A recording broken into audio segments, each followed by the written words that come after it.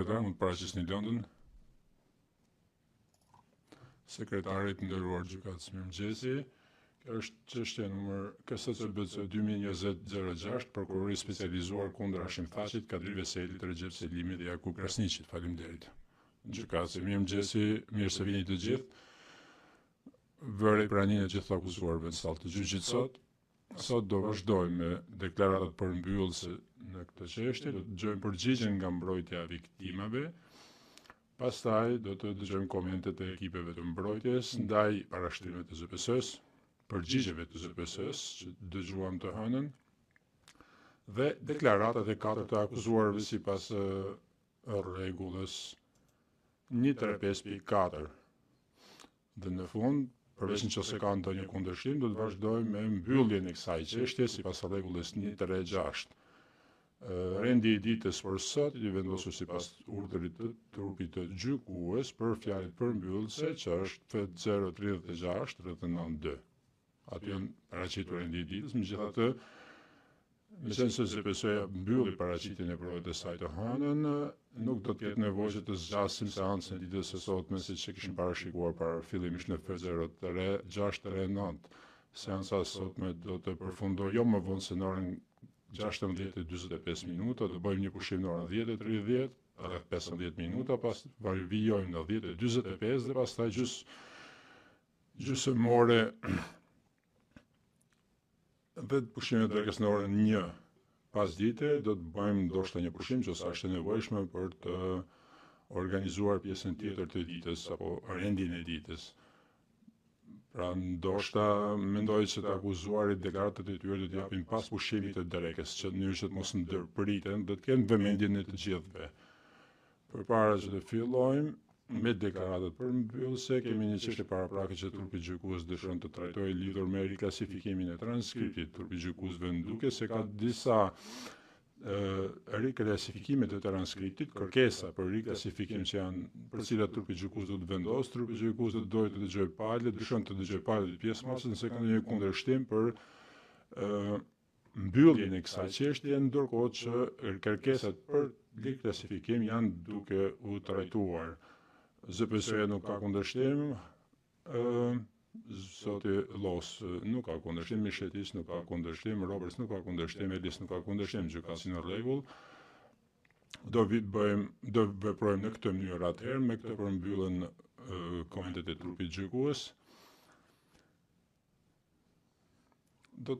Kërkesat për riklasifikim të transkriptit të trajtohen në kohë të duhur. Do fillojmë tani me deklaratën e mbrojtësit të viktimave. Zoti Los, keni rreth 15 minuta, vazhdoni. Zoti Los, faleminderit.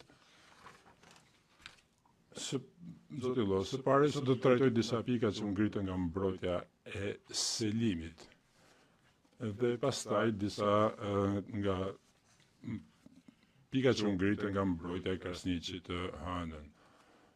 Që pikat e para, aspektet e para që duhet të trajtoj janë çështja e shkakësisë dhe rolit të mbrojtjes së viktimave lidhur me të. Ne kemi dy diapozitiva që do të na ndihmojnë sot mëngjes për këtë çështje dhe mendimin e sekretarit të gjykatës do të kërkoj që të shfaqet i pari në ekran. Të tre këto diapozitive mund të transmetohen për publikun.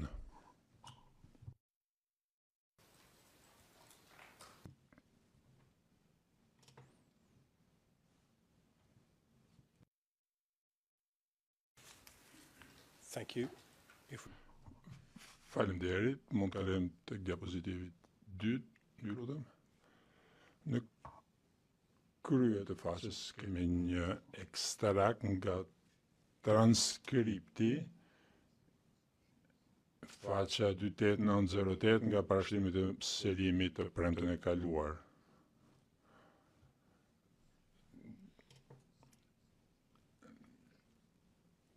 Parashtrimi i mbrojtjes së viktimave mbështetet gjithashtu në mënyrë të gjerë në rrëfime të bindëse emocionale, të cilat, edhe pse të rënda dhe që meritojnë të pranohen të njihen si të tilla, në mënyrë të përsëritur dështojnë për nuk vërtetojnë lidhjen e individualizuar dhe të ligjshme që qëndron me krimet e për të cilat ngritën akuzat. Në këtë kontekst, trupi gjykues përballet me pyetje nëse vuajtja që ka ndodhur nuk përballet me pyetjen nëse vuajtja ka ndodhur, por nëse ka prova që lidhin në mënyrë të ligjshme të vuajtje me krimet për të cilat zoti Selimi akuzohet në mënyrë personale.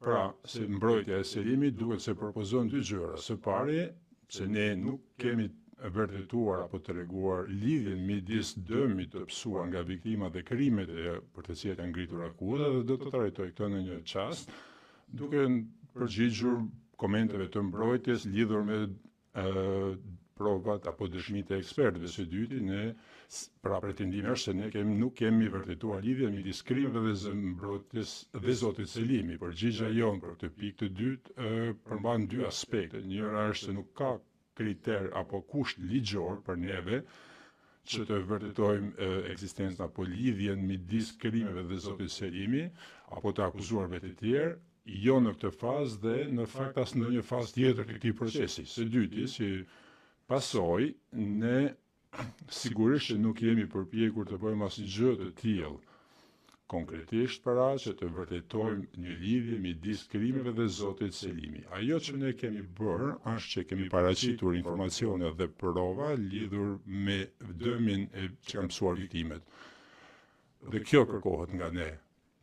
Nuk është puna jonë që të vërtetojmë akuzat kundër zotit Selimi. Kjo është punë e prokurorisë. Dhe ne nuk jemi përpjekur të bëjmë një gjë të tillë me provat që janë marrë nga ekspertët. Qëndrimi im është që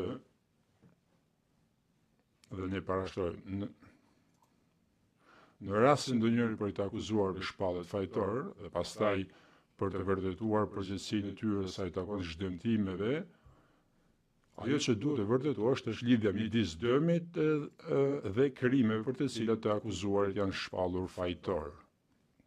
Në veçanti, nuk është ligji se lidhja midis sjelljes të individit dhe dëmit duhet të vërtetohet.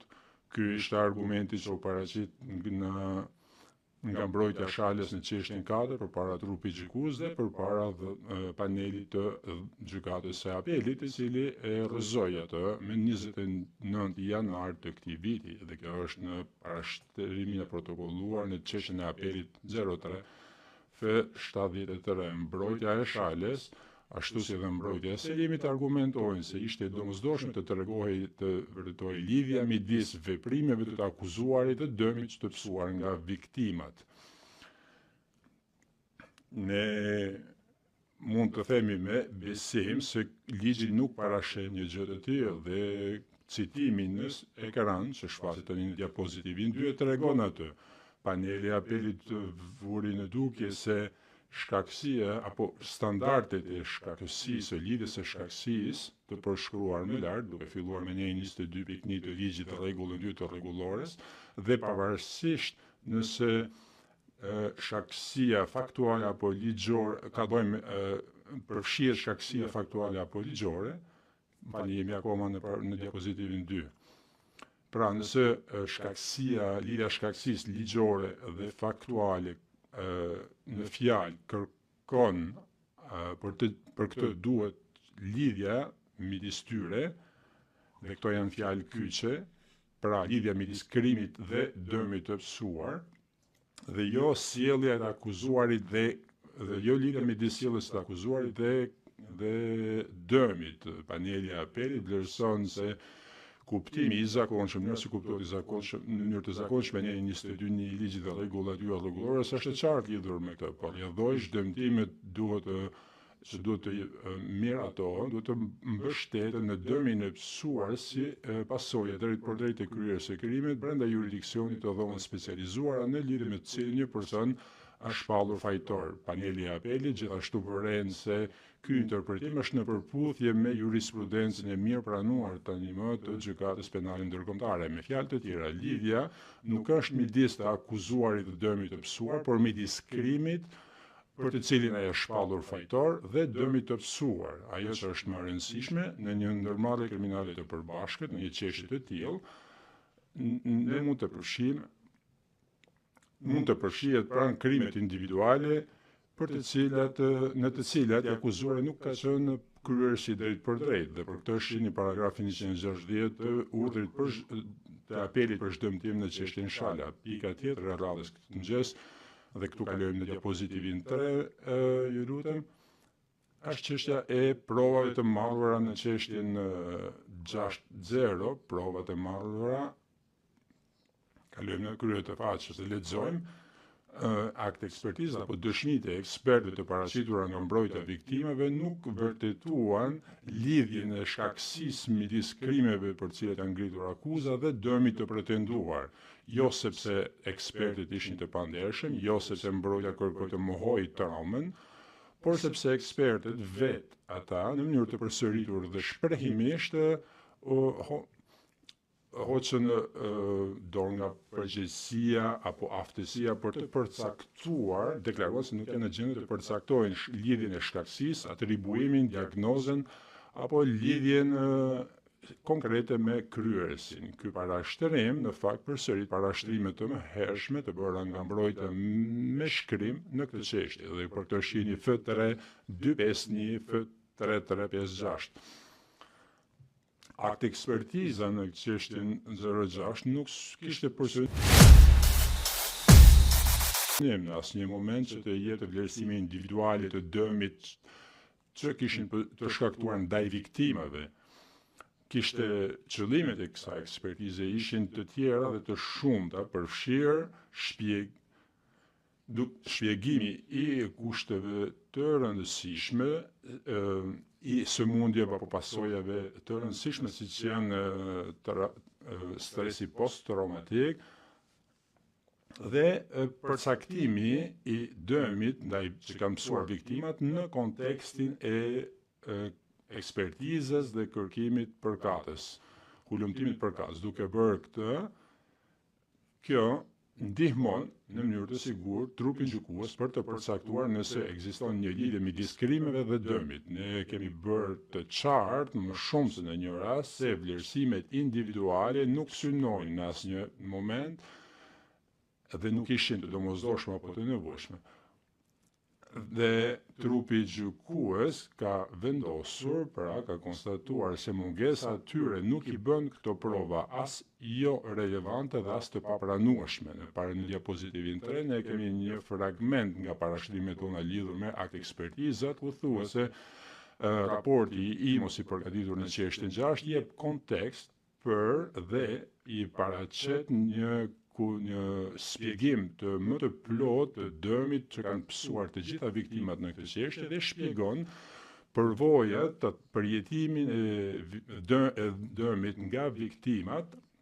Ky përshkrim bëhet nga një psikiatër profesionist dhe nga perspektiva psikologjike. Dhe pastaj në anën e djathtë të ekranit kemi vendimin e trupit gjykues lidhur me pranimin e këtij dëshmie eksperte nga F03 paragrafi 26 dhe lexoj, citoj, ndonse ekspertu pajtuan se për të lidhur në mënyrë konkrete simptomat me krimet e pretenduara do të duhet që të bëjë ekzaminimi i personit në fjalë. Kjo nuk është dëshmi që u ofrua u propozua në këtë çështje. Mungesa e ekzaminimeve individuale të viktimave nuk i bën provat apo dëshmitë jo relevante apo dëshmitë ekspertizën të pambështetshme. Mungesa e këtyre vlerësimeve thjesht kufizon fushveprimin apo rëndësinë e relevancës së provave të propozuara dhe përfundimet që mund të zgjidhen nga ajo nëse pranohet kjo ekspertizë. Dhe me sa duket mbrojtja përsërit se raporti nuk arrin qëllimin për të cilin ishte synuar, që synoi fillimisht. Dhe natyrisht ata kanë të drejtë ta bëjnë një gjë të tillë, por për mendimin tonë nuk është argument që qëndron dhe në fund lidhur me parashtrimet e Selimit, dëshmitari W444, mbrojtja e Selimit mori kohë për të thënë juve të nderuar gjykatës se ne në deklaratën e pasojave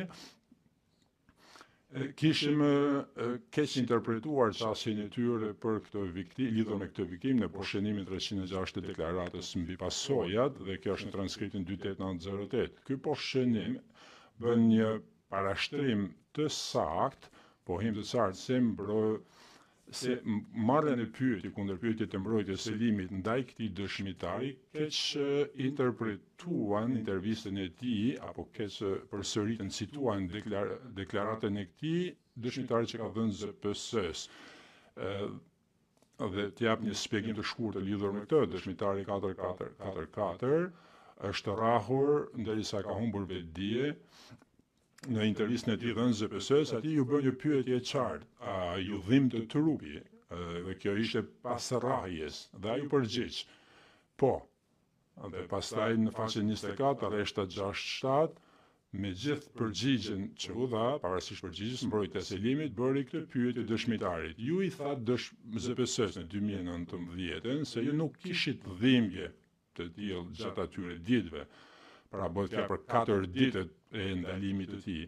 Dhe kjo është transkripti i 9 nëntorit 2023 në 9809.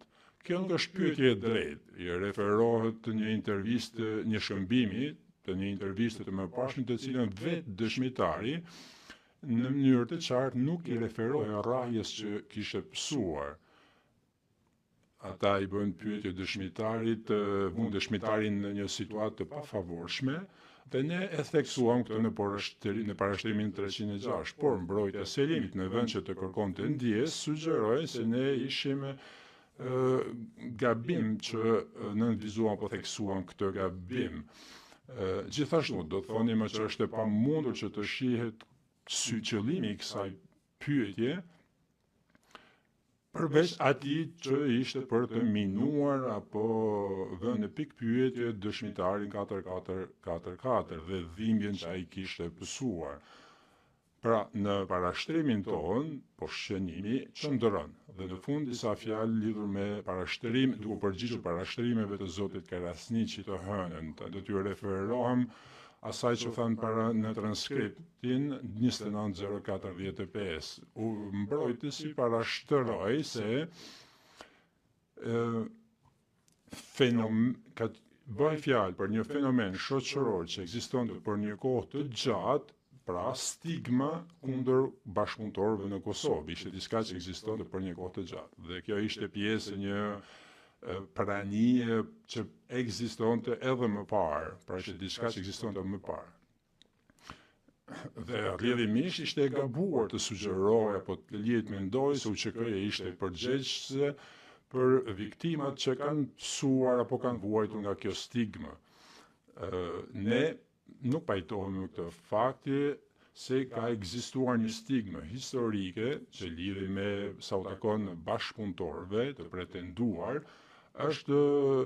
nuk është në mënyrë të logjikshme, nuk është pengesë që viktimat kanë vuajtur nga stigma apo që janë akuzuar nga UÇK-ja si bashkëpunëtor. Në fakt, në të kundërt, kushtet sociale apo rrethanat sociale të kësaj natyre, rrethanat shoqërore, japin një kontekst të përkryer të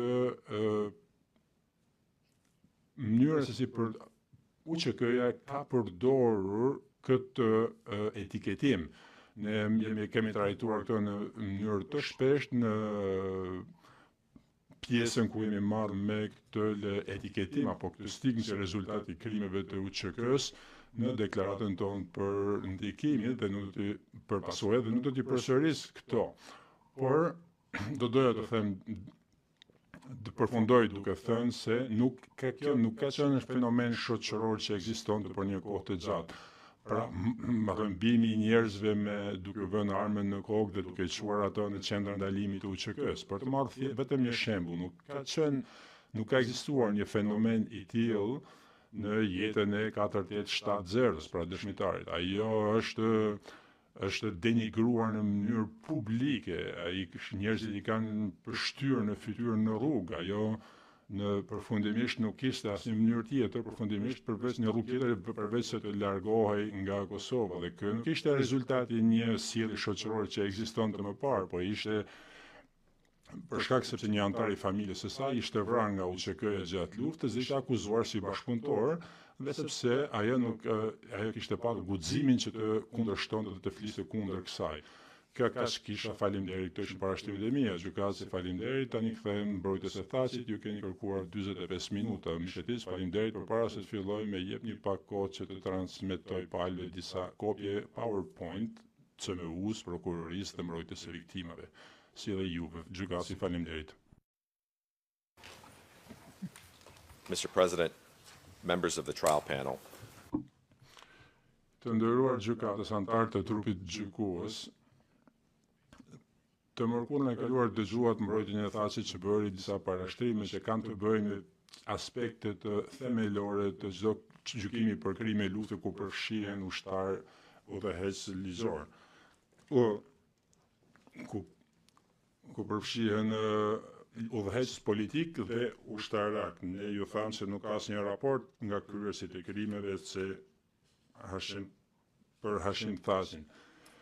Ne ju thamë juve se nuk ka prova të besueshme se Hashim Thaçi kishte një rol në përgatitjen dhe shpërndarjen e komunikatave apo deklaratave politike. U thamë juve se ZPS-ja ju ofron nuk ju jep asnjë shpjegim racional apo logjik për mënyrën sepse antarët e NKP-s mund pretendojnë të kenë transmetuar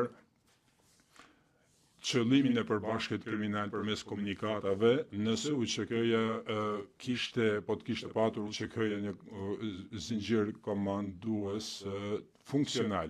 Dhe ne ju thamë juve se konsensusi i provave të dëshmitarëve ndërkombëtar dhe brenda UÇK-s ishte se Hashim Thaçi nuk dyshohej se ishte përfshirë në krime lufte dhe se ai nuk dyshohej se ishte përfshirë në ndonjë politik të pretenduar që shënjestronte të ashtu quajturit kundërshtar. ZPS-ja të hënën nuk kishte kundërpërgjigje apo argumente për të hedhur poshtë këto pika themelore, ata nuk kishin përgjigje. Nuk është që nuk kishin kohë të hënën dhe nuk mund të imbulonin të trajtojnë të gjitha pikat e rëndësishme, ata kishin akoma 45 minuta në dispozicion, kur përfunduan, kishin ngelur 45 minuta kur përfunduan kundër argumentet e tyre, por nuk e bën këtë gjë, nuk kishin përgjigje.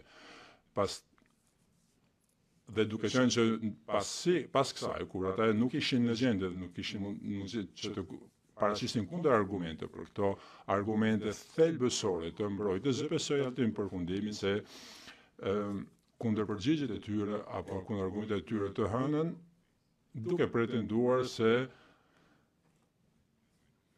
mbrojtja nuk don që ju të bëni punën tuaj, juve gjykatës, që të jeni gjykas. Në të kundërt, mbrojtja di që ju do të bëni punën tuaj dhe ju do të pranoni konsensusin për pranimin se provat që ju kemi përshkruar juve. Në fakt është prokuroria ajo që nuk dëshiron që ju të bëni punën tuaj. Ata duan që ju të bëni punën e atyre. Ata duan që ju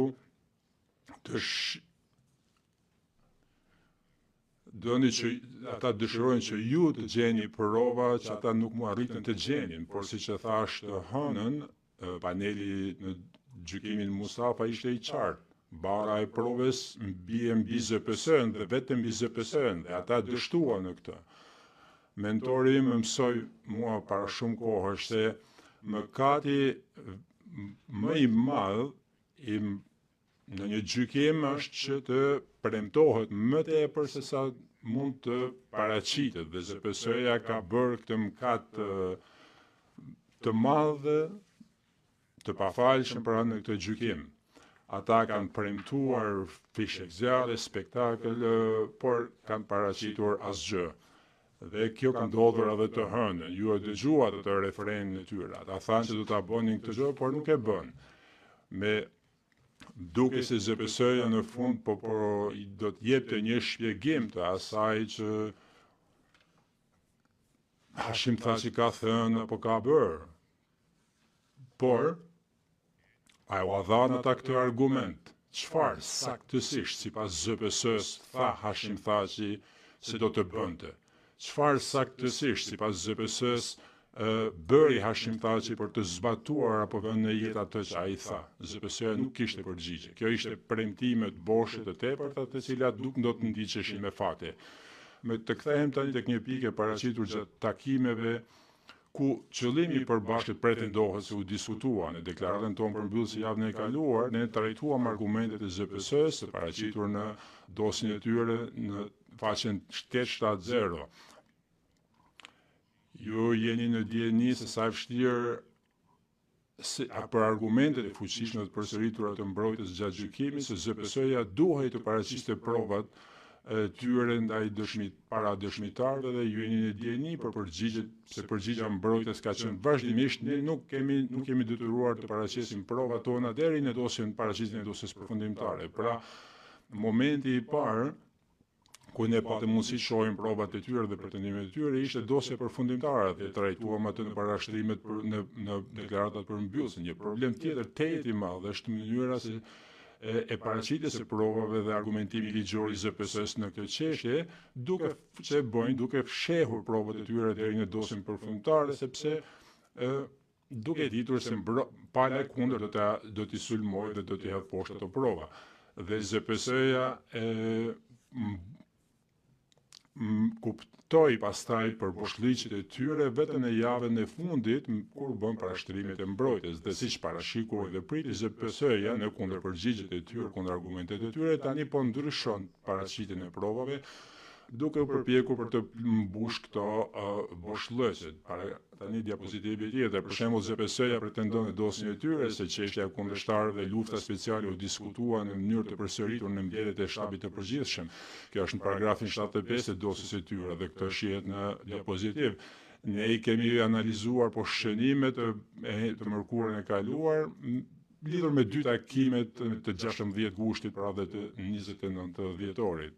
Ato diapozitivi 4. Tani në kundërargumentet e tyre ZPS-ja pretendon se ka patur shumë të tjera në poshqenime. Ju thohet tani se kundërshtarët dhe lufta speciale janë diskutuar në takimet e 23 korrikut, 12, 13 nëntorit, 20 dhjetorit dhe 30 dhjetorit 98. Por këto takime nuk u cituan për të mbështetur paragrafin 25 të dosjes së tyre përfundimtare. Ne kemi verifikuar këtë gjë.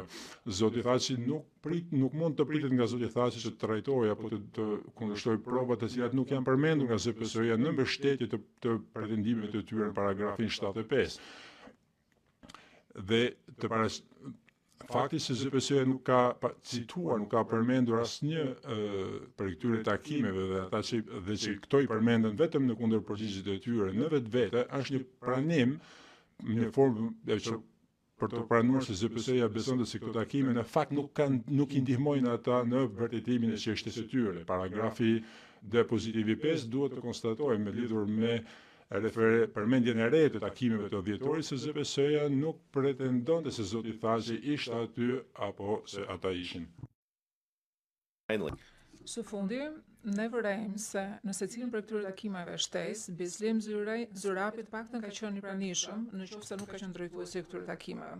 Kalojmë te diapozitivin 9. Javën e shkuar ne theksuam pozicionin e ZPS-s që është ndërmarrë në paragrafet 1431 dhe 1432 të dosjes së tyre përfundimtare, ku Zyrapi citoi nuk ishte pjesë e shtabit të përgjithshëm dhe rrethit të brendshëm, të cilët I përkisnin të akuzuarit, e mbyll citimin dhe hap përsëri citimin. Nuk besoi plotësisht nga gjithë anëtarët e UÇK-s, përfshirë këto të anëtarë të caktuar të shtabit të përgjithshëm, dhe përrjedhoi, citoj përsëri, faktorë të tillë do të ndikonin deri në masën që anëtarët e NKP-s do të diskutonin haptasi politikat kundër oponentëve me të.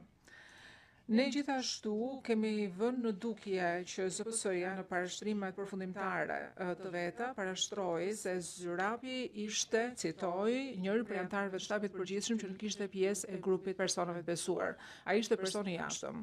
Këtë ZPS-ja thot në transkript në faqen 28.468. Të mërkurën i kërkuam ZPS-s të na shpjegonte se si arriti në këtë përfundim, sepse si ishte e mundur që në këto diskutimet ishte diskutuar avancimi i qëllimit përbashkët kriminal, ndërkohë që Zurapi ka qenë i pranishëm në to dhe Zurapi mos ishte antar i NKP-s. Ne nuk dëgjuam asnjë përgjigje nga prokuroria të hënën. Dhe arsyeja për këtë është që prokuroria nuk ka përgjigje. Kjo është një situatë që nuk ka kuptim. Kalojmë tek diapozitivi 11. Në vend që të jepte shpjegime, ZPS-ja të hënën u përpoqë që të ndryshonte paqasjen e vet ndaj Zurapit, tani të informuar se sa e kanë dëmtuar argumentet e veta, duke pranuar që Zurapi nuk ishte pjesë e NKP-s. Juve e dëgjuat të nderuar gjykatës që ishte mbrojtja që po jepte informacion që orientues, domethënë që kinse mbrojtja po pretendonte që persona që nuk ishin antar të caktuar me emër të NKP-s kanë qenë persona të cilët duhet të kishin marrë informacion sa i takon zbatimit të qëllimit përbashkët. Megjithatë, më lejoni të shpjegoj pak më tepër këto argumente. Së pari, nuk është mbrojtja që e ka vendosur Zurapin jashtë NKP-s, por prokuroria e ka bërë këtë gjë. Ne vretëm që paneli i apelit në këtë çështje penale tha dhe u shpreh që janë identifikuar antarët e NKP-s dhe gjithashtu vendose dhe tu citoj që ZPS-ja duhet të jap mbrojtjes të gjithë informacionin që kanë dispozicion sa i takon antarëve të pretenduar të NKP-s.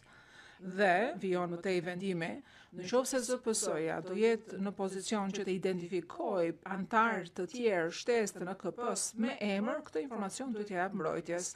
E mbyll citimin. Nëse në këtë pikë kohe prokuroria nuk ka provat mjaftueshme për të thënë që Zurapi është antar i NKP-s, mund të mbërrihet në përfundimin që ZPS-ja nuk pretendon që ai të jetë antar i NPK-s, ose në të kundërtën i takon që ZPS-ja ka shkelur vendimin e panelit të apelit. Së dyti, mbrojtja nuk e ka thënë këtë gjë, por ZPS-ja e ka thënë në fakt që Zurapi ishte i vetmi antar i shtapit përgjithshëm që nuk ishte pjesë i grupit personave të besuar. Ai ishte person jashtëm, këtë e ka thënë ZPS-ja, jo ne. ZPS-ja, jo mbrojtja, po ashtu ju ka paraqitur një organigram të funksionimit të shtapit të përgjithshëm dhe ju tha shprehimisht që Zurapi nuk pretendoi të jetë antar i NKP-s. Sërish ishte ZPS-ja që ju tha dhe këtu citoj, që ai nuk besoi plotësisht nga antarët e shtapit përgjithshëm dhe se, citoj sërish, faktorë të tillë do ndikonin deri në masën që antarët e NPK-s nuk diskutonin hapta si në praninë e tij politika kundër oponentëve. E vetmja mënyrë për të interpretuar qëndrimin e ZPS-s ndaj Zurapit është që prokuroria nuk e konsideron atë antar të NPK-s. Fakti që prokuroria nuk ndihet rehat me këto parashtrime të veta, pasi dëgjoi parashtrimet e mbrojtjes, nuk e përmirëson situatën e vet. Kështu që për këtë arsye ne parashtrojmë që ZPS-ja duhet që të na kishte dhënë shpjegimet e nevojshme, dhe nuk e dim se si ZPS si del llogaria që nga një anë thotë Zurapi ka qenë person i jashtëm, ndërkohë që nga ana tjetër thotë që Zurapi ka qenë pranishëm në të gjitha takimet, dhe nuk e di se si prokuroria e zhvesh Zurapin nga qëllimi përbashkët kriminal nëse ky do ekzistonte. Pretendimi i ZPS-s që Zurapi ka dhënë dëshmi duke thënë që ai ishte informuar për politikat ndaj oponentëve, kjo i pet në transkript në faqen 29-106, është një qëndrim jo i saktë, sepse Bislim Zurapi në asnjë moment koha as nuk ka deklaruar dhe as nuk ka sugjeruar që ka qenë informuar për një politik në shtapin e përgjithshëm për të etiketuar të ashtu quajturit oponent, për t'i ndaluar ata keq trajtuar apo për t'i vrarë. Në fakt, pjesa që citoi ZPS-ja në mbështetje të pozicionit vet, qëndrimit vet, ishte e paqartë. Kalojmë tek diapozitivi 13. Zurapi vazhdoi dhe tha në gjykimin kundër Milutinovicit se kanë dëgjuar nga komandantët e zonave dhe civilët që disa ushtarë dhe zyrtarë i kanë të kaluar kompetencat e tyre. Në atë kohë nuk bëja dot asgjë sepse nuk kishte asnjë funksion. Pasi u bëra shef i shtabit, unë e përmenda të hënë se çfarë masash kemi marrë për të disiplinuar ushtrinë. Përfundoj citimin këtu dhe për referencë mund t'i referoheni provës 1, 3, 5, 6. Antarët e trupit gjykues ju e dini që këto janë masat që janë dhënë në provën 1D28. Kjo është konteksti asaj çfarë ka thënë. Ai asnjëherë nuk ka pretenduar që ka pasur njohuri, që ka pasur politika të tilla nga shtabi i përgjithshëm. Për shembull, ai asnjëherë nuk ka thënë që është përballur me rezistencë brenda shtabit të përgjithshëm për të realizuar urdhrin që është i dhënë në provën 1D29. Kalojmë te diapozitivi tjetër i cili nuk duhet transmetohet për publikun. Sikur se ju thash dhe përpara një jave, Zyrabi ka thënë në 2005 se përpara fundit të nëntorit të 98-s, shtabi i përgjithshëm nuk kishte nxjerr asnjë urdhër për ndalimet, dhe ndalimet ishin një çështje që ishin drejtuar nga komandantët e zonës. Ai ka 20 vjet që thotë të njëjtën gjë, ka të njëjtën refren. Nuk është e mundur që ai të ketë thënë në të njëjtën kohë që ka qenë informuar për politikën e shtabit përgjithshëm për të shënjestuar bashkëpunëtorët dhe përsëri për 20 vjet të kishte thënë që çështjet e ndalimit ishin çështje që trajtoheshin prej komandantëve të zonës dhe jo prej shtabit përgjithshëm. ZPS-ja as nuk u mundua fare që t'ju shpjegonte se si mund ta anashkaloni këtë dëshmi që është dhënë përpara një kohe të gjatë. Dhe kjo është arsyeja sipas nesh është që ZPS-ja nuk i ka përgjigjen as vet. Tani le kalojmë te çështja e komunikatave. Ne si mbrojtje ju tham javën e shkuar që ZPS-ja nuk ka asnjë pikë prove që zoti Thaçi ka lidhje me autorizimin e komunikatave ose deklaratave politike, përveç pretendimeve të pa verifikuara të zotit Selimi në intervistën e ZPS-së lidhur me komunikatën 59, të cilat nuk janë besueshme për arsye të cilat ja kemi parashtruar dhe më parë. Në fakt, ZPS-ja nuk ka asnjë provë tjetër që tregon që zoti Thaçi është i përfshirë në përgatitjen e komunikatave, diskrediton më tej ato çfarë ka thënë zoti Selimi në intervistën për ZPS-n lidhur me komunikatën 59. Ne ju tham javën e shkuar që ZPS-ja nuk ka madje asnjë provë tjetër, por nuk është mbështetur në asnjë lloj reference të dorës së dytë që është paraqitur një libër ose një manuskript të pabotuar ose një intervista të tjera të gazetave në atë kohë. Kështu që ju mund të mbërrini në përfundimin që interpretimi i arsyeshëm i provave është që zoti Thaçi nuk ishte i përfshirë në përgatitjen dhe shpërndarjen e komunikatave dhe deklaratave politike. Ne kemi parashtruar gjithashtu që nuk ka provë të lidhjes kohore ose gjeografike me asnjë komunikat dhe krime të ngritura në akt akuz. Në fakt ishte impresionante që ZPS-ja përsëri në kundër argumentet e veta nuk mundi që të shpjegonte me fjalë të thjeshta provat në të cilët ajo mbështetet për të vërtetuar lidhjen. Çfarë lidhje ka zoti Thaçi dhe komunikatat? Ne ende nuk e dimë se çfarë lidhje qëndron midis këtyre të dyave. Në cilën prej deklaratave publike të zotit Thaçi dhe cila prej tyre ka kontribuar për krimet e ngritura në akt akuz. Edhe sot kësaj dite në këtë moment ne nuk e dimë përgjigjen e kësaj pyetje. Në vend që ta jepte përgjigjet, prokuroria na dha disa citime të numrave të provave materiale. Dhe këtë prokuroria nuk e bëri se s'kishte kohë, po ishte qëllimshme. Në vend që të lexonte dëshmit, ZPS-ja zgjodhi që t'ju jepte një listë provash materiale ku ju duhet që të nxirrni informacionin dhe pastaj ta lidhni atë me njëri tjetrin. Prokurorët kanë vetëm dëshmi tynaja dhe ajo çfarë bën prokurorët është që shpenzuan vetëm disa minuta duke lexuar provat përpara gjykatës. Një shembull i famshëm i kësaj praktike është gjykimi i Radovan Karaxhixhit, ku prokuroria vërtetoi synimin kriminal të Karaxhixhit duke cituar Karaxhixhin që jepte një fjalim përpara parlamentit bosnjak që i referoi pavarësisë së Bosnjës si autostradë ferri që do të rrezikonte zhdukjen e muslimanëve. A mund të imagjinoni prokurorin atë çështje që të ngrihej në këmbë dhe në dokumentet dhe në parashtrimet përfundimtare në vend që të vërtetonte synimin kriminal të Karaxhixhit duke lexuar fjalimet e bëra përpara parlamentit serb, në vend të kësaj prokurori të kishte dhënë një listë të numrave të provave, një gjë e tillë nuk do të ndodhur kurrë me atë prokurori. Pyetja që bëj unë është kjo. Pse e bën prokuroria këtë gjë në këtë çështje gjyqësore? Arsyeja është që ZPS-ja nuk ka prova për të mbështetur argumentin e vet. Thelbi i dokumenteve është kaq i dobët sa që edhe po t'i referojnë këtyre dokumenteve, ZPS-ja do ta bëjë edhe më të dobët argumentin e vet. Në rastin më të mirë, argumentet e ZPS-s janë një arnim dokumentesh që ja ka lënë ju si detyrë që t'i mblidhni me njëra tjetrën, të nderuar gjykatës. Dhe kjo nuk përmbush barrën e provës të prokurorisë. ZPS-ja po ashtu vazhdon të pretendojë që ndërkombëtarët nuk kishin të informuar lidhur me dokumentet e komunikatat e UÇK-s, duke cituar ndërmjet të tjerëve dhe dëshminë e dëshmitarit Clark.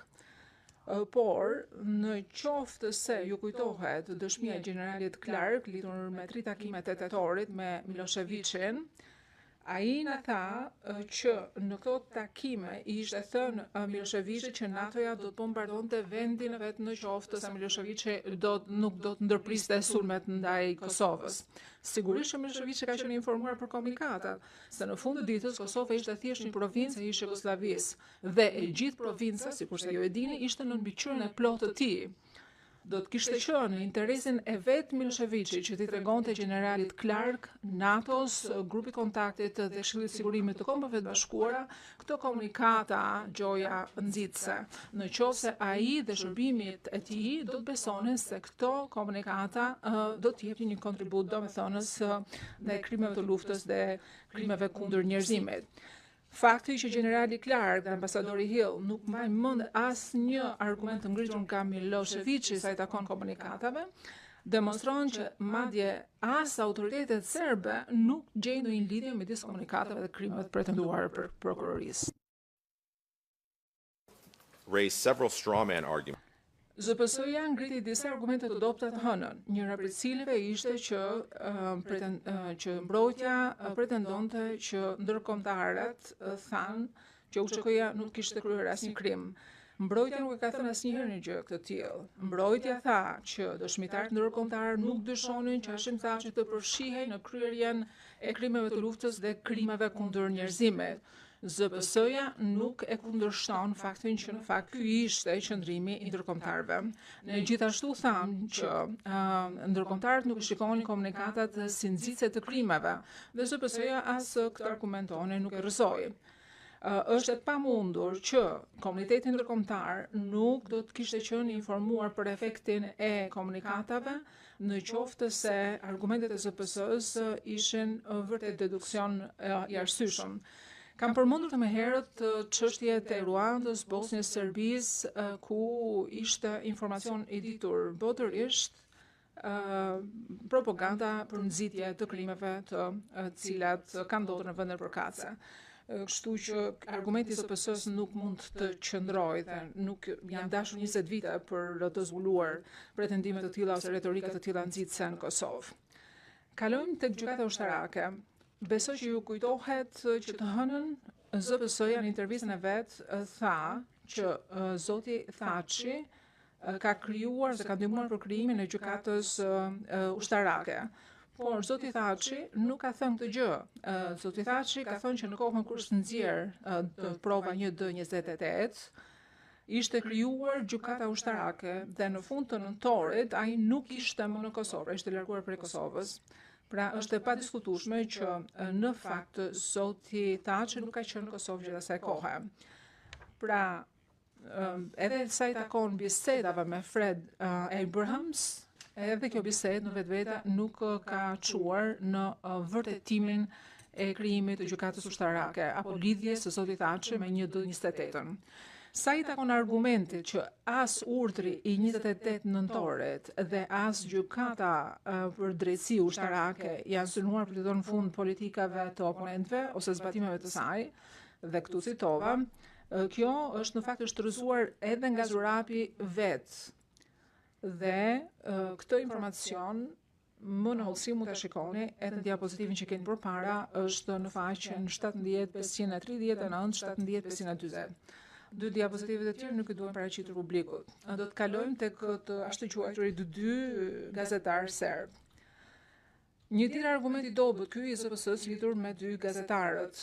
Sipas ZPS-s, mbrojtja ka pretenduar që personat janë ndaluar sepse njëri prej këtyre personave ka qenë i dyshuar për krime lufte në Kroaci dhe në Bosnjë. Ne s'e kemi thënë asnjëherë këtë gjë. Sikur se i thash gjykatit Barte të hënën, fakti që njëri prej tyre ka qenë i jashtëquajtur gazetar është tani më i njohur. Jo vetëm që ka qenë një luftëtar në luftrat e Kroacisë dhe Bosnjës, por gjithashtu edhe antar i forcave paramilitare serbe. Pra, kjo në vetë mbështet deduksionin e arsyeshëm që ata po veprojnë në mënyrë të dëshimt dhe më përjedhoi ndalimi i tyre ushtarak ishte i arsyetueshëm. Duam që t'ju referojmë gjithashtu edhe dëshminë e dëshmitarit Burns në këtë pikë në transkript në faqe 13-690, 13-691. Kalojmë te diapozitiv tjetër që mund të paraqitet për publikun. Të hënën prokuroria më pas u mundua që të trajtonte vetëm pjesë të raportit të ICRC-s së ku mbështetën, ndërkohë që ata nuk morën parasysh pjesën e dytë të raportit ku thuhet, dhe citoj, mund të duhet kohë, mund të duhen edhe burime për të përcaktuar dhe zbatuar procedurat efektive të analizimit.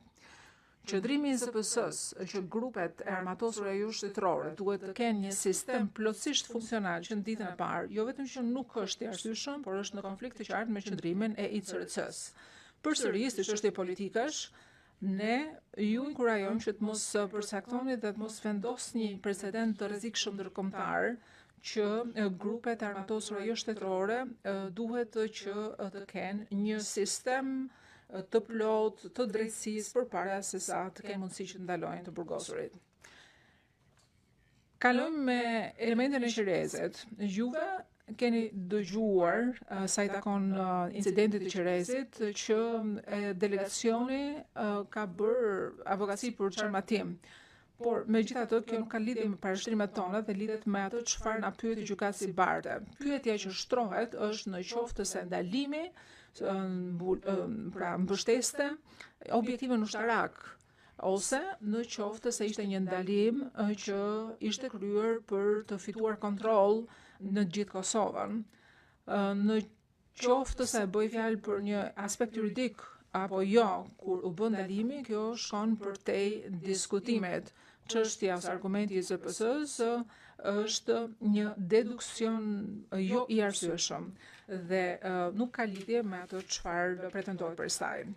Në diapozitivin 23, siç mund ta shikoni, këtu pretendohet një plan i përbashkët kriminal që duket sikur shpaloset me përpjekjet legjitime për luftë në një situatë lufte.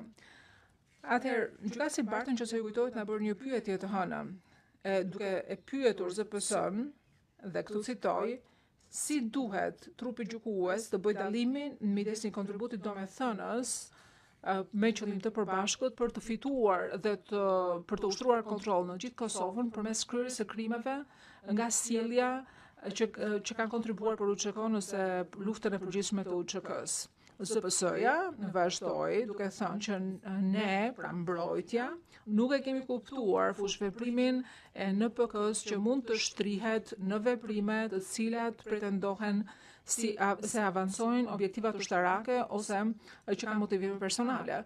ZPS-ja tha që njerëzit mund të kenë arsye të ndryshme për të bërë diçka të tillë dhe kjo është arsyeja sepse motivi në përgjithësi nuk është rëndësishëm për synimin kriminal. Gjithsesi, argumentet tona janë si më poshtë. Së pari, paragrafet e Tadiçit diskutojnë në qoftë se ka pasur një kërkesë të përgjithshme shtesë për motivin si pjesë të mensrea. Së dyti, ZPS-ja nuk mund të pretendojë që ka një shpjegim alternativ të ndryshëm nga objektivi ushtarak, por pretendimin e vet duhet ta mbështesë me prova. Për shembull, ZPS si kërkoi që të provojë që të dy gazetarët janë ndaluar për shkak të objektivit të pretenduar të UÇK-s për të fituar dhe ushtruar kontroll në gjithë Kosovën. Së treti, në qoftë se ZPS-ja nuk e provon këtë përmes provave të drejtë për drejta, atëherë ata ju kërkojnë juve që të arrini një deduksion. Kur ngrihet një pyetje, në qoftë se një arrestim ose ndalim është kryer për një qëllim ushtarak ose në mbështetje të planit të përbashkët, ZPS-ja ju kërkon juve që të arrini në një deduksion tuaj që në fakt ky veprim është bërë në mbështetje të planit të përbashkët. por duhet që ZPS-ja të kishte përjashtuar të gjithë përfundimet e veta të arsyeshme, ndërkohë që ZPS-ja nuk ka bërë pikë përpjekje për ta bërë të qartë pozicionin e vet përmes provave. ZPS-ja thotë që njerëzit mund të kenë arsye nga më të ndryshme për të bërë diçka, edhe për këtë arsye motivi përgjithsisht nuk është i rëndësishëm për synimin kriminal. Por ky argument e anashkalon barrën e provës së ZPS-së siç parashikohet në rregullin 140 paragrafi 3. Në qoftë se ekzistojnë arsye të ndryshme sepse janë bërë ndalimet, dhe në qoftë se një prej këtyre arsyeve ose deduksioneve të arsyeshme është në përputhje me pafajësinë, atëherë ZPS-ja nuk e ka shpjeguar këtë bazë. Së katërti, në gjykimin e kundër Limajt është shpjeguar kjo situatë shumë mirë. Në të thuhet që është bërë ndarja midis objektivave ushtarake për të shënjestruar individ që mendoheshin si bashkëpunëtor të forcave serbe, krahasimisht me fenomenin e civilëve shqiptar të Kosovës, të cilët mund të jenë rrëmbyer për arsye të tjera, si për shembull hakmarrje personale të anëtarëve të UÇK-s të motivave të tjera. Këtu jepet në paragrafin 216 të çështjes Limaj. Bëhet fjalë për të njëjtën luftë, nuk është luftë tjetër kjo që ka trajtuar prokuroria, dhe motivi nuk është jo i rëndësishëm këtu. Sa i takon Qerezit, ne dim që ZPS-ja as nuk e mori mundimin fare që të shpjegonte se si videoja e konferencës për shtyp të incidentit të Qerezit pati ndikim mbi besueshmërinë e deklaratës së Dedajt të dhënë për EULEX në vitin 2014. Përsëri, ZPS-ja nuk e mbështet pretendimin e vet me prova. Të martën, ZPS-ja ju tha që Dedaj kishte deklaruar në 2014 që i kishte dhënë EULEX-it një fotografi të vetës së vet të bërë 2 ose 3 ditë më përpara. Po në këtë çështje gjyqësore, kjo fotografi nuk është treguar fare, si rezultat nuk është pjesë e dosjes gjyqësore. Mendoj që ZPS-ja dëshiron që ju të nderuar anëtar të trupit gjykues të imagjinoni se çfarë pamje mund të kishte pasur kjo fotografi në vend që të shikonet me sytë tuaj videon që ju paraqiti ZPS-ja. Pra, ZPS-ja po ju thotë që përdorni imagjinatën të nderuar gjykatës, mos i besoni syve tuaj kur pat videon që kishte të bënte me zotin Dedaj. Pra, kjo më çon mua në pyetjen hipotetike, kush nuk dëshiron që ju të jeni vërtet gjyqtar dhe të tregoni të vërtetën, ne apo ZPS-ja?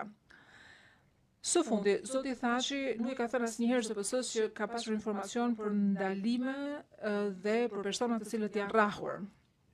Për shembull, nëse do lexoni intervistën e zotit Thaçi, besoj që do të identifikoni lehtësisht që zoti Thaçi janë bërë shumë pyetje ku qëllimi kryesor i ZPS-s ishte që të thoshte në qoftë se kishte parë persona të rrahur ose të keq trajtuar. Pra bëj fjalë për pyetje të thëna në lloj formash për të marrë përgjigjen e zotit Thaçi për këtë pyetje. Keq trajtimi mund të ketë përkufizim të ndryshëm, mund të përfshi për shembull abuzim verbal, mund të ketë kuptimin e kazafytjeve fizike e të tjerë. Dhe nuk është e qartë se si e ka kuptuar zoti Thaçi me pyetjet. Por ajo çfarë dim ne është që zoti Thaçi ka thënë që personalisht nuk ka parë asnjë lëndim fizik mbi askënd, gjë e cila është në përputhje me videon për incidentin e Qerezit që kemi parë të gjithë. Tani le të flasim pak për bojkotimin e LDK-s. ZPS-ja nuk citon asnjë provë që LDK-ja bojkotoi qeverinë e përkohshme për shkak të keq trajtimit pretenduar prej zotit Thaçi ose ndo kujt tjetër. Sikur se tham dhe javën e shkuar, ZPS-ja nuk i referoi të asnjë prove të asaj kohe dhe asnjë qëndrimi të LDK-s dhe as të hënën nuk na dha asnjë informacion shtesë lidhur me këtë. Përkundrazi, ju keni provat e asaj kohe që LDK-ja ka bojkotuar qeverinë e përkohshme sepse nuk dëshironte që të ndante njësoj vendet brenda qeverisë së përkohshme. Gjithashtu LDK-ja kishte qeverinë e vet paralele në të njëjtën kohë që ka funksionuar qeveria e përkohshme dhe në fakt ka refuzuar që të hiqet prej qeverisë së saj paralele deri në shkurt të vitit 2000. Këtë e keni dëgjuar nga dëshmitar Kovi. Kjo është arsye kryesore sepse nuk ju bashkua qeverisë përkohshme LDK-ja, jo abuzimin pretenduar. Zoti Thaçi në të vërtet ka qenë gjithë përfshirës, sikur se mund ta shikoni në këtë diapozitiv, në paragrafin 64 të dosjes tonë përfundimtare, ne i kemi cituar të paktën 15 raste të ndryshme ku zoti Thaçi ka bërë thirrje LDK-s që të bëjë pjesë e qeverisë. Ndërkohë që në kundërpërgjigjet e veta, ZPS-ja të hënën ju referua vetëm njërës prej këtyre thirrjeve.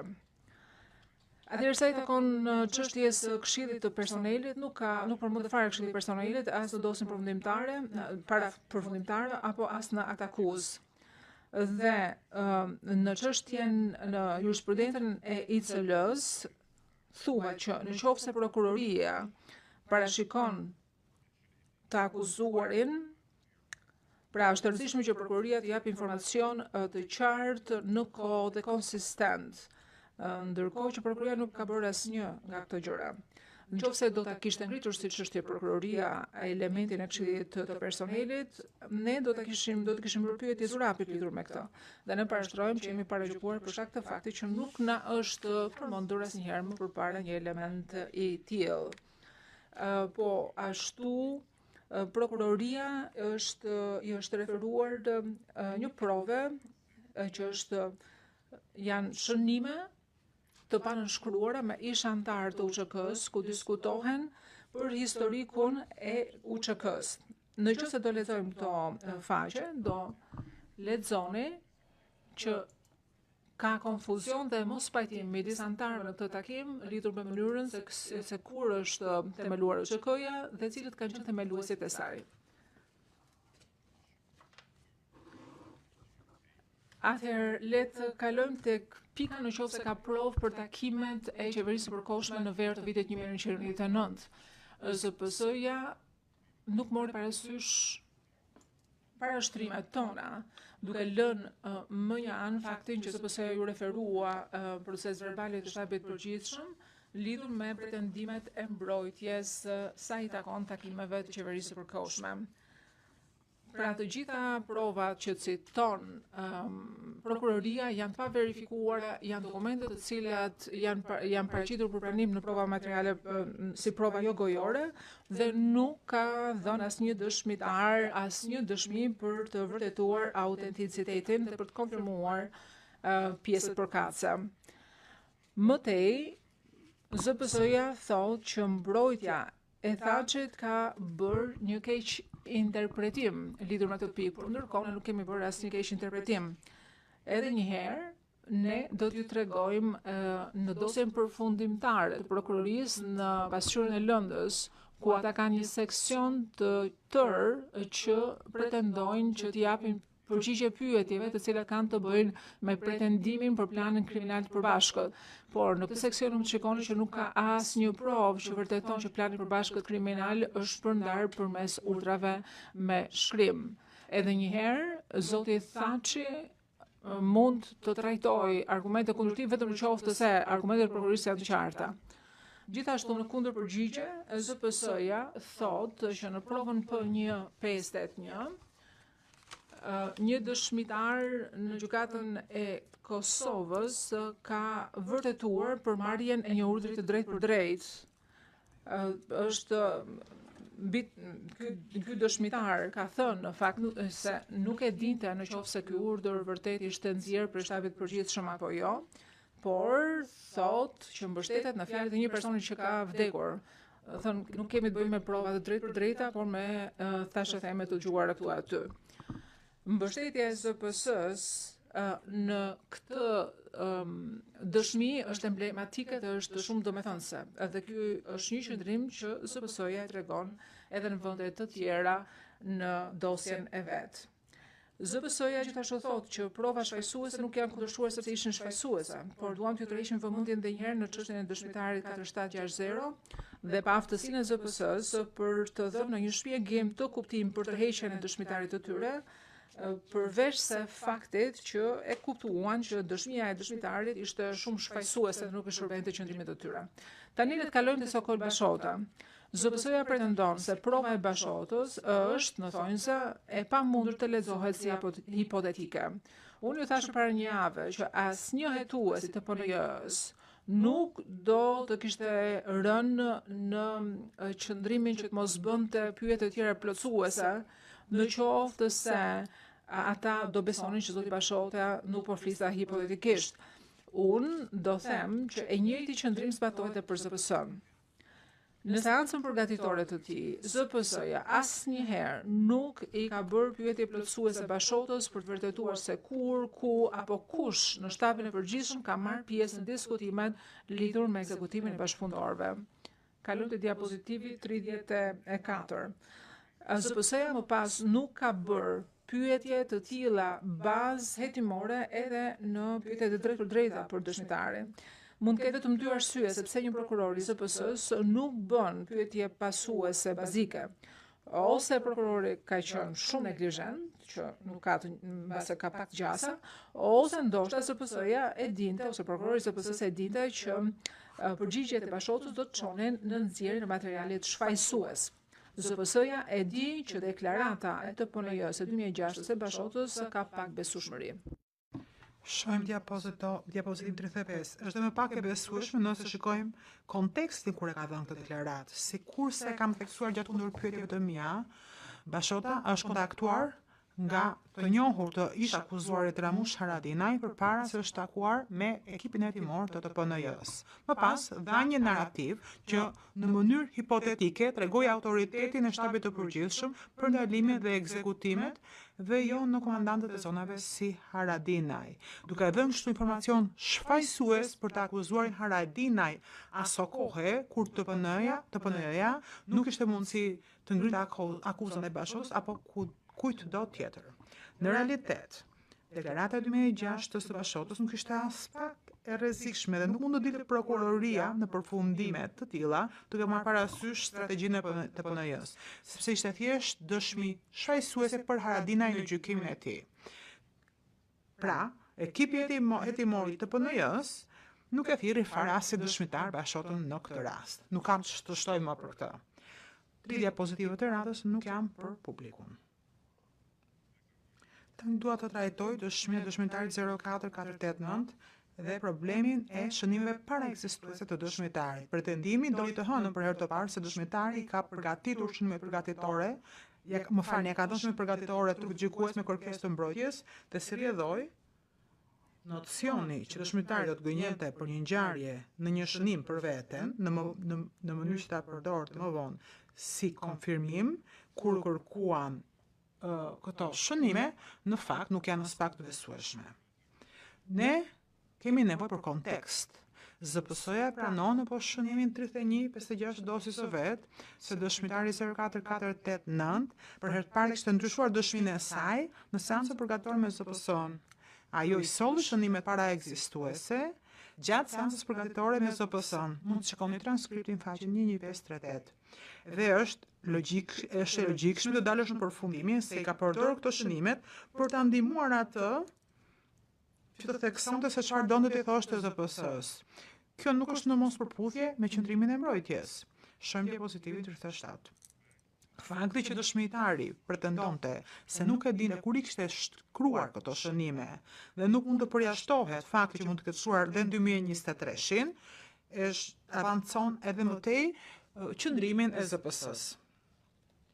Gjithashtu ju thanë në thonjza se rrethanat se si u bën këto shënime provë materiale tregojnë indicie mbështetshmërie veçanërisht duke mbajtur parasysh dëshmitarët e tjerë që kanë marrë të njëjtin informacion nga njëjti person. Është interesante sepse ZPS-ja nuk na dha asnjë citim se kush pas kanë qenë nga dëshmitarët që pas kanë marrë të njëjtin informacion nga njëjti person, kur u bën pyetjet në lidhje me shënimet ekzistuese.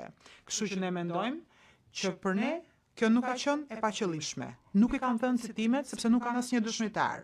Në fakt, sikur ju them, dëshmitarët e tjerë që dhanë dëshmi pretenduan se nuk e kanë dëgjuar asnjë informacion të tillë. Shkurtimisht tani,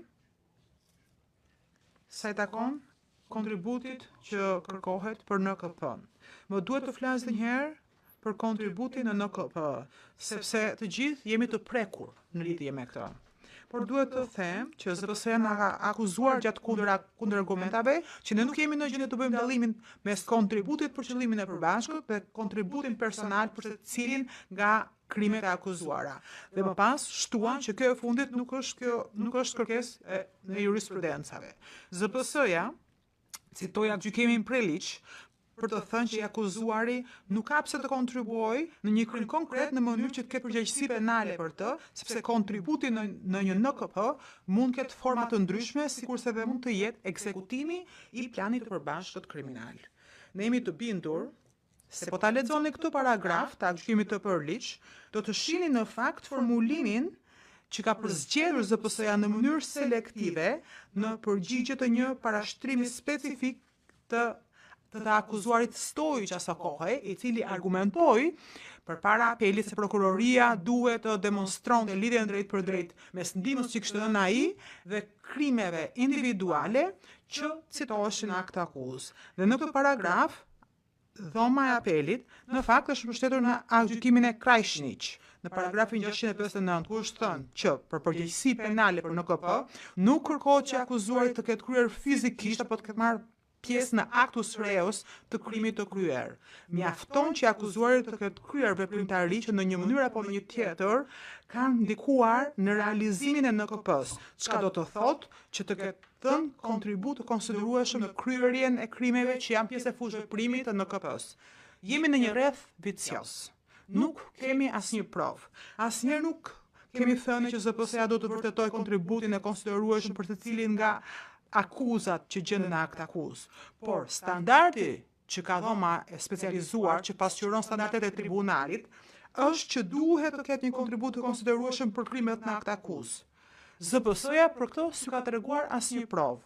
Në përfundim të nderuar gjykatës, ju lutem, shpallni pafajësinë për të gjitha akuzat. Në shfrytëzoj këtë mundësi në shënimin tim përfundimtar të falenderoj të gjithë anëtarët të trupit gjykues, kolegët e prokurorisë, ekipet e mbrojtjes, mbrojtjen e viktimave, për bashkëpunimin deri tani, sepse kjo ka qenë norma në fakt dhe jo përjashtimi e këtij gjykimi gati 3 vjeçar. Gjithashtu falenderoj stenografin, përkthyesit, zyrën administrative, zyrën e mbrojtjes dhe të gjithë ata brenda dhe jashtë sallës së gjyqit që na kanë ndihmuar. Ne e kemi vlerësuar shumë kontributin tuaj. Duhet të falenderoj veçanërisht çdo antar të ekipit të mbrojtjes së zotit Thaçi që janë këtu dhe jo, sepse kontributi i tyre ka qenë i vyer dhe kanë bërë një punë të shkëlqyer. Ishte një kënaqësi, faleminderit. Mesotich. Mr. Dixon will... Dixon, ju keni gjysmore, kështu që ne nuk do të bëjmë pushim derisa të mbaroni ju në mënyrë që mos ju ndërpresim. Faleminderit. Ju do të përfundoni si rregull rreth orës 11:20. Dixon, po. Faleminderit të nderuar gjykatës. Të nderuar gjykatës. Të hënën kur ju kundërpërgjigjem ZPS-s,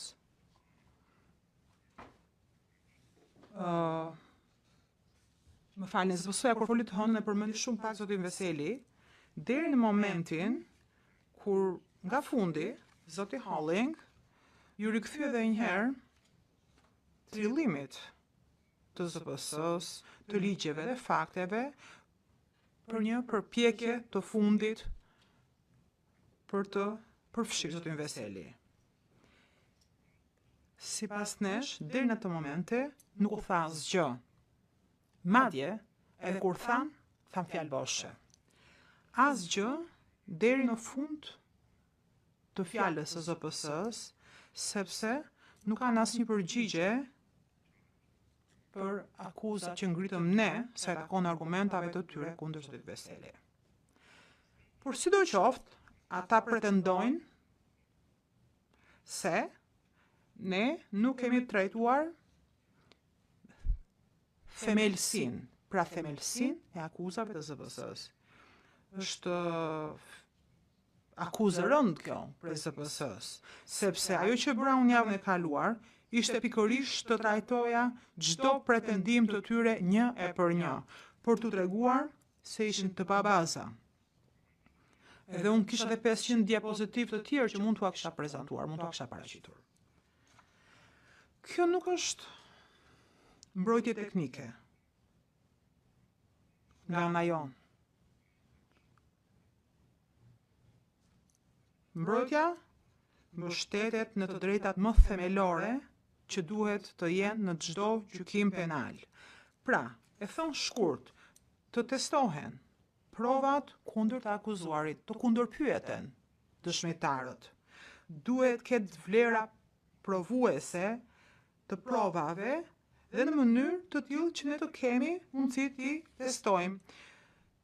ZPS-ja po përpiqet të shfrytëzojë pikërisht fillin e artë të drejtës penale për të lidhur klientin tim. Ky parim ligjor është i padiskutueshëm. Gjykata nuk mund të shpall fajsim për një person, qoftë kjo për pjesëmarrje të drejtë për drejtë apo pjesë e një plani të përbashkët penal apo përgjegjësi e prore, nëse kjo shpallje fajësie do të mbështetet vetëm mbi prova të patestuara dhe mbi thëshetheme. E zëm se do të filloja unë të thoja që sikur për shembull zoti Paç është burimi dhe zoti Paç më thot mua se zoti Holling ka bërë diçka të paligjshme. Tani, nëse zoti Paç e përdor këtë pretendim për një deklaratë dëshmitari, apo thjesht ma ka thënë, apo poston diku, apo çfarë do lloj mënyre, nuk mund të dënohet zoti Holling bazuar në thashethemin tim. Nëse zoti Paç nuk vjen në sallën e gjyqit për të dhënë vetë dëshmi dhe që t'i bëhen pyetje. Nëse e bën, atëherë është tjetër situatë sepse testohet besueshmëria e zotit Paç.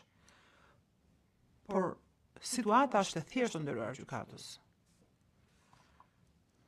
Po të fokusohemi në mënyrën e rrëmujshme se si është përpjekur zoti Holling ta zhbëj parimin e shenjtë të drejtës penale në fjalët e fundit të ZPS-s lidhur me klientin tim.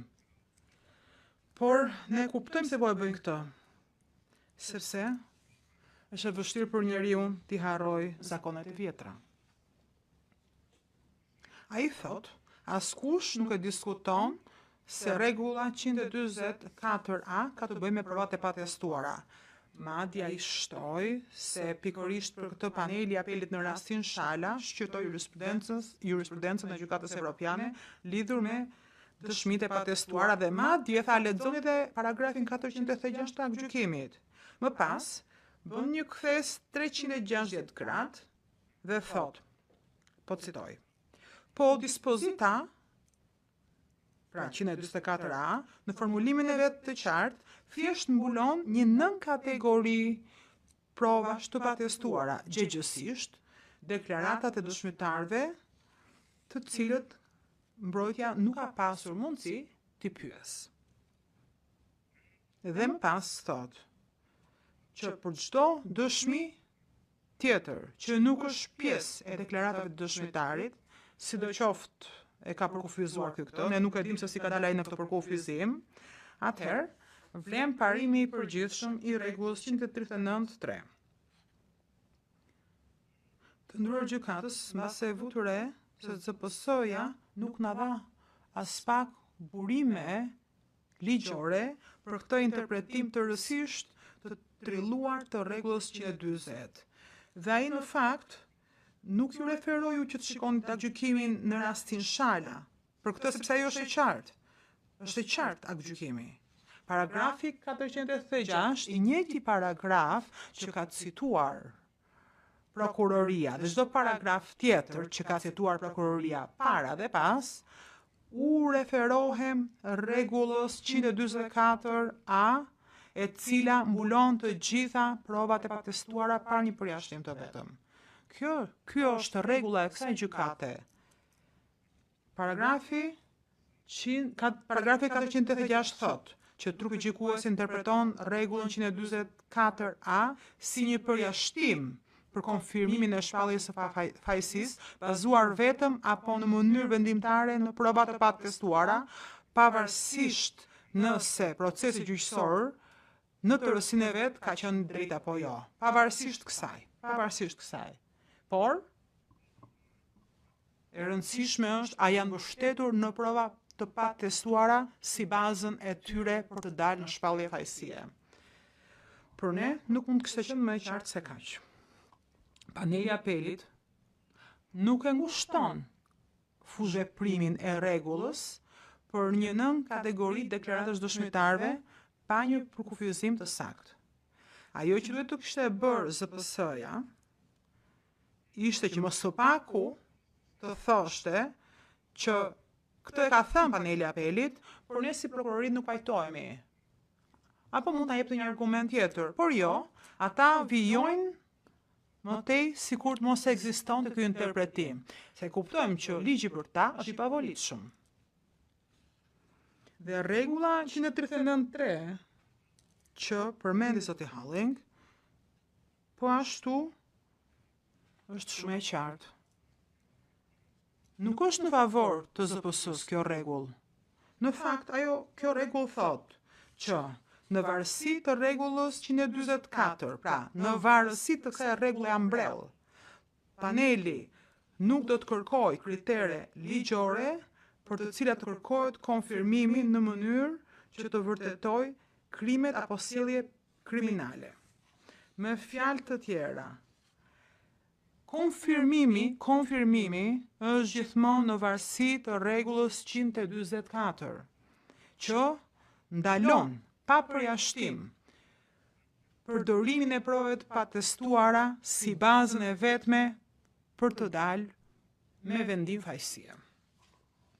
Pra, këto dy rregulla duhen lexuar së bashku dhe të zbatohen së bashku. Tani, të gjitha argumentat kundër zotit Veseli janë të pabazuara.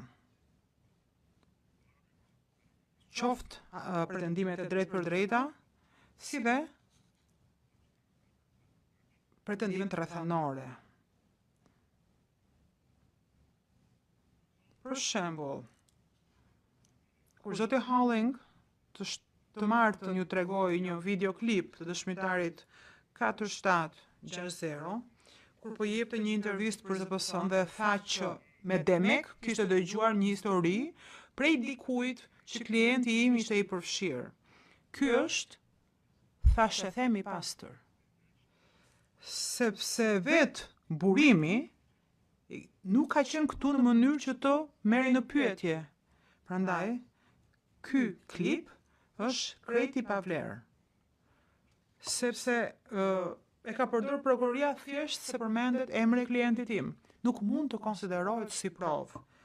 Dhe nëse ju kujtohet të nderuar gjykatës, as nuk kam pasur mundësi të bëj pyetje dëshmitarit 4760, sepse unë kam kërkuar të mos pranohej videoja e këtij dëshmitari. Dhe si që kemi shpjeguar në dosjen tonë, ne do t'ja kishim vërtetuar këtë dëshmitari nëse do të merrte pjesë që ishte i pambështetshëm. E njëjta gjë vlen dhe për pretendimet e tjera të përfshirjes së drejtë për drejtë dhe në lidhje me pretendimet e tjera rrethanore të pabaza. Kjo nuk është një lloj procedurale që po bën mbrojtja. Nuk po luajmë. Ky është ligji kryesor për testimin e prove në një gjykim penal. Është një ligj që ka ekzistuar për dekada. Por ne po themi që është ZPS-ja këtu që po bën lërat e veta siç bën zakonisht.